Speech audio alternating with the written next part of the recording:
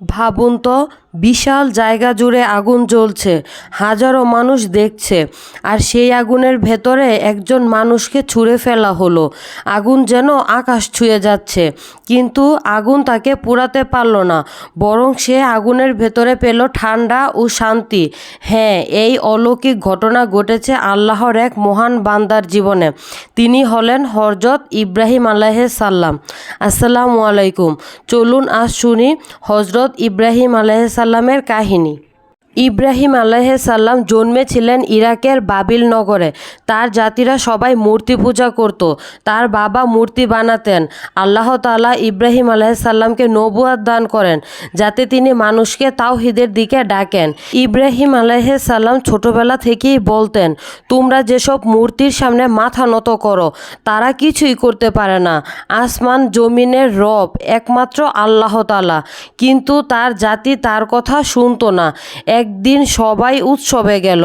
ইব্রাহিম আলাইহিস সালাম মন্দিরে ঢুকে তাদের বানানো সব মূর্তি ভেঙে ফেললেন, শুধু একটি বড় মূর্তি ছাড়া।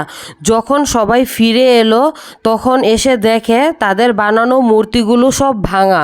তখন সবাই জিজ্ঞাসা করলো, এই কাজ কে করেছে? তারা ইব্রাহিমের উপর সন্দেহ করতে লাগলো। তখন ইব্রাহিম আলাইহিস সালাম বললেন, তোমাদের এই বড় মূর্তিকে জিজ্ঞাসা করো, যদি সে কথা বলতে পারে। এতে করে সবাই চুপ হয়ে গেল। তারা বুঝতে পারল এই মূর্তিগুলো আসলে কিছুই করতে পারে না, কিন্তু তাদের অহংকার এতটাই ছিল যে তারা ইব্রাহিম আলাইহিস সালামকে শাস্তি দেওয়ার সিদ্ধান্ত নিল। তারা বিশাল এক আগুন জ্বালালো। কয়েকদিন ধরে সেই আগুন জ্বালাতে লাগলো, সেটিকে পাহাড়ের মতো বড় করে তুললো। এত বড় আগুন কেউ কখনো আগে দেখেনি। এত বড় আগুন যে কেউ কাছেই যেতে পারতো না। তাই একটা যন্ত্র বানালো, যাতে করে দূর থেকে ইব্রাহিম আলাইহিস সালামকে ছুঁড়ে মারা যায়। যখন ইব্রাহিম আলাইহিস সালামকে ফেলা হলো আগুনে, তখন তিনি বললেন, হাসবি আল্লাহ ওয়া মিনাল ওয়াকিল। আমার জন্য আল্লাহ তাআলাই যথেষ্ট, যিনি সর্বশ্রেষ্ঠ অভিভাবক। আল্লাহ তৎক্ষণাৎ আদেশ দিলেন, হে আগুন, তুমি ঠান্ডা এবং নিরাপদ হয়ে যাও ইব্রাহিমের জন্য। সঙ্গে সঙ্গে আগুন পরিণত হলো ফুলের বাগানে।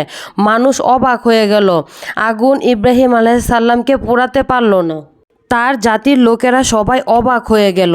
এ থেকে আমাদের শিক্ষণীয় হলো, আল্লাহর উপর সম্পূর্ণ ভরসা রাখলে মানুষ যত বড় বিপদেই পড়ুক না কেন, আল্লাহ তাআলা সাহায্য করেন।